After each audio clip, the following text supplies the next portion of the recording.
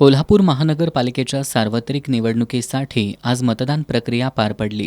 गेले 15 दिवस महाविकास आघाडी आणि महायुतीबरोबरच अन्य स्थानिक आघाड्यांनी प्रचारादरम्यान आरोप प्रत्यारोप करून शहरातील राजकीय वातावरण ढवळून निघालं होतं.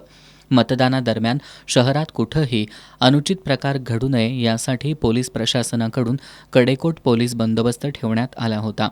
शहरातील प्रभाग क्रमांक 1, 2, 3, 4, 6, 8, 9, 10, 11, 12 आणि 19 मधील काही मतदान केंद्र संवेदनशील असल्यानं त्या ठिकाणी जादा पोलीस बंदोबस्त तैनात करण्यात आला होता. दुपारी 1 वाजण्याच्या सुमाराला प्रभाग क्रमांक 5 मधील न्यू पॅलेस मराठी शाळा मतदान केंद्राच्या बाहेर महाविकास आघाडीचे उमेदवार सरोज सरनाईक आणि महायुतीच्या उमेदवार पल्लवी देसाई यांच्यात शाब्दिक चकमक उडाली. सायंकाळपर्यंत किरकोळ वादावादीचे प्रकार वगळता मतदान प्रक्रिया शांततेत पार पडली. दरम्यान पोलीस अधीक्षक योगेश कुमार गुप्ता यांनी काही संवेदनशील मतदान केंद्रांना भेटी देऊन परिस्थितीचा आढावा घेतला.